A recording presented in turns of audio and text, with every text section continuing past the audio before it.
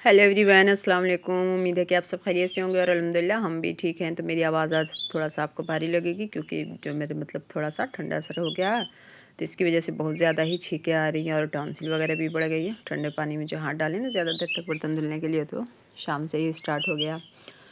तो अब धीरे धीरे जो है ठंड बढ़ती ही जा रही है और फिर एक ना एक दिक्कत होनी ही है। तो यहाँ पे हो चुकी थी सुबह और हम फरीशा को उठा रहे थे। इस तरीके से इनको रोज़ उठाना पड़ता है, बहुत दुलार प्यार करना पड़ता है, तब जाके ये उठती हैं। फिर सो जाएंगी, उठेंगी, फिर सो जाएंगी। फिर जब तक पर्दा नहीं हटाएंगे, रोशनी नहीं आएगी आँख पे, तब तक ये उठ के खड़ी ही नहीं होंगी।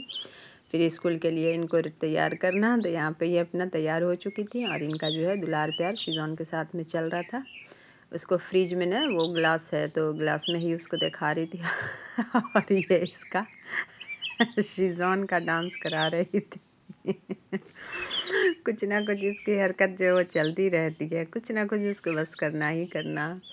तो यहाँ पे हम लोग की चल रही थी ग्रीन टी। और सबसे पहले हम जो आज ये काम किए हैं कि ये बेडशीट चेंज कर दिए। अच्छा, ये भी हम जो है मीशो ही से मंगाए थे। अभी वुलेन की है, ठंडी ही के लिए है, तो एकदम रिजनेबल ही प्राइस में मिल गई थी। 600 के रेंज में शायद थी ये वाली, और बहुत ही सॉफ्ट थी। तो इसको आज हम सवेरे सवेरे चेंज कर दिया था क्योंकि इस पर थोड़ी सी जो है तो चाय वो गिर गई थी, तो इसकी वजह से दाग धब्बे भी लग जाते हैं बहुत जल्दी सब में।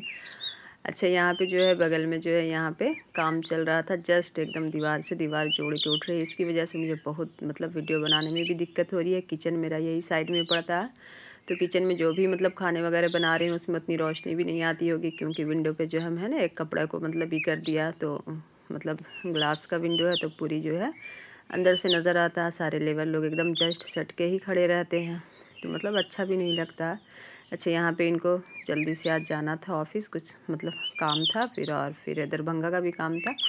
तो यहाँ पे जाना था उनको, तो बोले कि जल्दी से नाश्ता बना दीजिए, खा के मेरे निकलना। तो फटाफट से हम बच्चों का लंच पहले पहुँचा के आ गए थे। उसके बाद फिर हम जल्दी जल्दी से काम कर रहे थे। तो यहाँ पे मेरे कुछ नहीं समझ में आया, तो एक बैगन पड़ा हुआ था, तो उसके आज हम मटर और आलू और बैगन की सब्ज़ी बना लेंगे। यहाँ पे जब तबीयत ख़राब होती है ना तो वॉइस ओवर करने का भी मन नहीं करता। छींक सर्दी इतना है ना, तो एलर्जी ज़्यादा बढ़ गई है।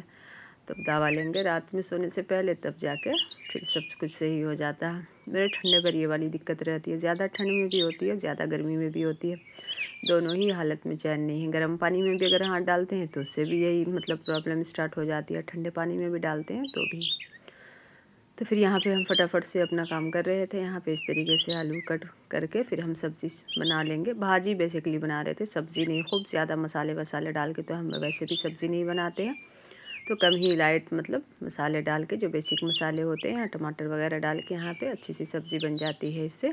और रोटी के साथ खानी रहती है। मेन बात ये है कि दिन में जो है बहुत कम ही चावल बना रहे हैं। जब से ठंडी पड़ी है, बच्चों लोग का स्कूल भी लेट है, तो बच्चे लोग चावल खाना ही नहीं चाहते। इनको भी निकलना रहता है ऑफिस, तो फिर रोटी ही खा के चले जाते हैं। चावल, बिरयानी, पुलाव कुछ भी बनाना रहता है तो हम ज़्यादातर आराम से रात में ही बनाते हैं। ठंडी के टाइम में रोटी बनाते ही नहीं हैं। सॉरी, चावल दिन में नहीं बनाते हैं, रोटी ही बनाते हैं। तो यहाँ पे जो है प्याज जो है ब्राउन कलर की हो गई थी, उसमें अब हम इसको ऐड कर लेंगे और खूब अच्छे से इसको फ्राई कर लेंगे। और बैगन की जो सब्ज़ी है ना, ये एक तो नॉर्मली बैगन होता है, फिर एक भंटा कहलाता है शायद, हाँ। तो इसकी सब्ज़ी जो है ना ज़्यादा मज़े की होती है। छिलका उतार के भी नहीं बनाएंगे तो भी इसकी सब्ज़ी ज़्यादा मज़े की होती है। तो यहाँ पे जो भी मसाले थे इसमें, बेसिक मसाले, उसको हम डाल देंगे। उसके बाद फिर हम इसमें टमाटर कट करके डाल देंगे, क्योंकि बैगन में जो है टमाटर एकदम मस्ट है डालना, तभी इसका टेस्ट अच्छा लगता है, खट्टा खट्टा। अगर बगैर टमाटर की कभी बैगन बनाइएगा तो बिल्कुल टेस्ट नहीं आएगा उसमें। टमाटर और धनिया पत्ता एकदम मस्ट है उसमें। तो आज मेरी आवाज़ हम बोल भी रहे हैं ना, तो अंदर से जैसे ऐसा लग रहा है कि हम बहुत दूर से चल के आए हैं। बहुत हफने टाइप का ये हो रहा, बहुत मुश्किल से वॉइस ओवर कर पा रहे हैं। तो यहाँ पे सब्ज़ी को हम ये करके उसके बाद थोड़ा हल्का सा पानी डाल के इसको ढक के छोड़ दिए थे हम 10 मिनट के लिए, क्योंकि बैगन जो है बहुत जल्दी ही बन जाता है, ज़्यादा टाइम तो नहीं लगता है। फिर इसी बीच में हम बच्चों का जाके लंच भी पहुँचा के आ गए थे यहाँ पे। और हम बच्चों का जो है आज लंच सैंडविच वगैरह पहुँचाए थे, तो उसको हम इसमें शूट नहीं कर पाए थे, क्योंकि जंक फूड के बारे में उतना बताना भी नहीं है। अब तो यूट्यूब की जो भी गाइडलाइंस है, तो उसमें जंक फूड हेल्दी है, ये है वो है, ये सब तो नहीं करना, जंक फूड तो जंक ही फूड होता है। तो हम आज ब्रेड की सैंडविच बनाए थे, लेकिन वो वेज मतलब सैंडविच बनाए थे, फिर भी हम नहीं शूट कर पाए थे उसको, बीच में हम चले गए थे। अच्छा, यहाँ पे सूरज ढल रहा था और ये रूम से इस तरीके का नज़ारा था, बहुत ही अच्छा लग रहा था। फिर यहाँ पे हो गई थी शाम के टाइम। तो यहाँ पे जैसे जैसे शाम बढ़ने लगती है ना, तो फिर मतलब सर्दी भी बढ़ने लगती है। यहाँ पे स्वेटर भी हम उतार दिया था, और फिर भी जो है बर्तन धोते धोते जो है इतना ठंड, बस यही पानी जो है मेरे असर कर गया। और उसके बाद से बर्तन धुलने के लिए तो धुल लिया, लेकिन बहुत ज़्यादा ही फिर छींक वगैरह स्टार्ट हो गई। उसके बाद से फिर चाय में भी अदरक वगैरह डाल के पिया, लेकिन फिर भी कोई फ़ायदा नहीं। जब तक एलर्जी की दवा नहीं खाएंगे, लिवोसेट या लिवोसिट्रीजिन, तब तक फिर वो सर्दी और छींकें जो है रुकने वाली नहीं है।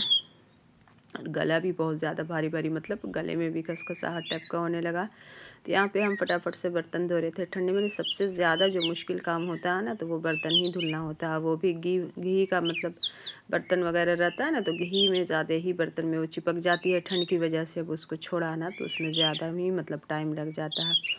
इस तरीके से यहाँ पे जो तो फर्श सारा ही फटाफट हम बर्तन धुल रहे थे। उसके बाद फिर शाम में मतलब ऐसे बेसिकली जो भी होता है, तो मतलब दोपहर के टाइम में अगर मोटर चलती है ना, तो पानी थोड़ा सा नॉर्मल रहता है, मतलब ठीक रहता है। और फिर धूप से भी थोड़ी सी टंकी गर्म होती हीट होती है, तो उससे भी पानी थोड़ा नॉर्मल हो जाता है। लेकिन शाम जैसे जैसे होगी सर्दी बढ़ने लगेगी, उसके बाद पानी बहुत ही ज़्यादा ठंडा हो जा रहा है। और मतलब हम लोग के गया साइड में इतनी ज़्यादा ठंड अभी के टाइम पे नहीं पड़ रही है, मतलब एकदम नॉर्मल का नॉर्मल ठंड है। उधर यहाँ पे तो मतलब पड़ना शुरू हो गई है। कोहरा वोहरा भी बहुत ज़्यादा ही अब यहाँ पे गिर रहा है। तो इस तरीके से हम यहाँ पे सारे बर्तन को वॉश कर लिए थे, लेकिन पूरी वीडियो को शूट नहीं कर पाए थे कि बहुत ज़्यादा ही टाइम लग जाता है। बर्तन धुलने के बाद फिर हम आ गए थे रूम में, और सूरज जो था अब इतना एकदम बिल्कुल ढलने के कगार पर था। रूम से इसका व्यू बहुत ही खूबसूरत लग रहा था, बहुत ही अच्छा लग रहा था। थोड़ा सा हम जूम करके कैमरे को लिए थे। अच्छा, यहाँ पे हम चाय मतलब बना लिए थे। उसके बाद ये आने लगे थे ऑफिस से, तो समोसा वगैरह लेके आए थे। लेकिन इसके साथ होटल का भी एक मतलब अलग ही अंदाज़ होता है। छोले में वो दाल को मिक्स कर दिया था, तो इसकी सब्ज़ी बिल्कुल भी बेकार थी, सारी सब्ज़ी फेंका गई थी। समोसा बहुत अच्छा था टेस्ट उसका। तो यहाँ पे आज हम बना रहे थे बथुए का साग, जो कि इस सीज़न में बहुत ही अच्छा लगता है और अभी ही के टाइम पे मिलता है। यही 1 से 2 महीने के आसपास ये जो है मतलब मिलेगा। उसके बाद तो फिर ये साल भर फिर मिलता ही नहीं है। और उसका टेस्ट जो बहुत ही अच्छा लगता है, और फिर बहुत हेल्दी होता है। बथुए का साग या कोई भी साग है, जो भी है, पालक है, गेंधारी का साग है, उसके बाद बथुए का है, सरसों का है, चने का, जो भी साग है मतलब इस तरीके से, तो बहुत ही हेल्दी होता है। तो यहाँ पे हम धो के छान लिए थे इसको, बहुत ज़्यादा ही मिट्टी निकली थी। 5 से 6 पानी के आसपास हम इसको धोएं, तब जाके एकदम क्लीन मतलब अच्छे से वॉश हो पाया है। एकदम मटमैला मटमैला सा पानी निकल रहा था यहाँ पे इसमें।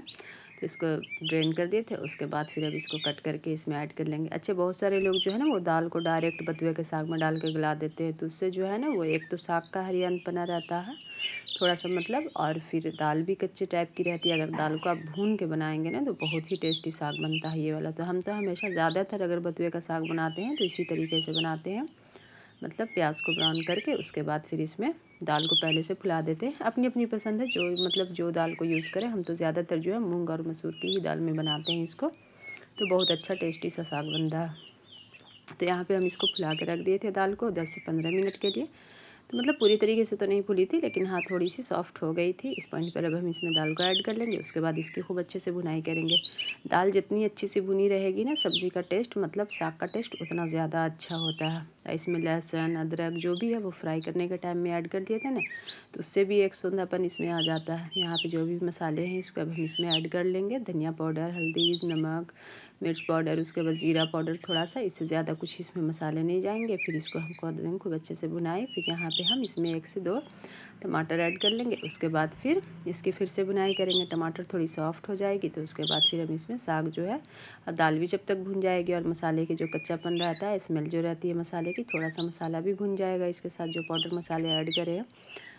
तो इसी तरीके से मेरे बथुए साग की रेसिपी मतलब जब भी हम बनाते हैं तो इसी तरीके से बनाते हैं। तो आप ज़रूर से ये वाली एक बार ट्राई कीजिएगा इस तरीके से बथुए का साग, तो बहुत ही अच्छा बनेगा। चावल के साथ खाइए, रोटी के साथ खाइए, जिसके साथ भी खाइए। तो हम तो रात में ये बनाए थे ना, तो हम चावल ही के साथ बनाए थे, क्योंकि हम लोग को चावल के साथ ये वाला बहुत अच्छा लगता है। और लास्ट टाइम में इसमें थोड़ा सा घी डाल दीजिए, तो इसका जो फ्लेवर है बहुत डबल हो जाता है, बहुत ही अच्छा लगता है। मेरे तो ख़ास करके बहुत पसंद है, और जब तक ये बथुआ का साग रहता है ना, तब तक हम मंगाते हैं और खाते भी हैं। अगर आपको मेरी वीडियो ज़रा सी भी अच्छी लगती है तो मेरी वीडियो को लाइक कीजिएगा, मेरे चैनल को ज़रूर से सब्सक्राइब कीजिएगा और एक कमेंट ज़रूर से कीजिएगा। तो इस तरीके से अब हम इसमें अंदाज से ही पानी डाल देंगे, क्योंकि बाद में अगर फिर पानी की ज़रूरत पड़ेगी तो और मतलब ऐड कर लेंगे, लेकिन अभी कम ही पानी डाला था इसमें। तो इस तरीके से मेरा जो साग है बिल्कुल रेडी हो गया था। अब हम इसको हल्के हाथ से चूर लेंगे, मतलब मिक्स कर लेंगे। साथ साथ जो है मतलब साग तो काट के ही डाला था, खड़ा खड़ा तो वो डाला नहीं था, तो जल्दी ही गल गया था। और देखिए इसका लुक कितना प्यारा लग रहा है। ये बिल्कुल अच्छे तरीके से पक भी गया था। 3-4 सीटी धीमे पे हम दिला दिए थे ताकि दाल भी गल जाए और साग भी अच्छे से घुल जाए। इसमें अब थोड़ी सी इसमें धनिया की पत्ती ऐड कर लेंगे, उसके बाद इसका फ्लेवर जो है बहुत ही अच्छा आ जाएगा। फिर नमक यहाँ पे थोड़ा सा टेस्ट करें, मतलब कम था तो थोड़ा सा नमक इसमें ऐड कर लेंगे। उसके बाद फिर लास्ट पॉइंट पे इसमें घी ऐड कर लेंगे। घी हमने डाल दिया था, उसको हम शूट नहीं कर पाए थे घी, लेकिन 1 स्पून मतलब इसमें काफ़ी हो जाती है। आपको अपने ऐसे जितना भी खाना उतना खाइए, लेकिन 1 टेबल स्पून इसमें डालेंगे ना पूरी इसमें दाल में, तो बहुत ही अच्छा इसका टेस्ट आ जाएगा। मिलते हैं एक अगली वीडियो में, अगले व्लॉग में। जब तक के लिए अल्लाह हाफिज़।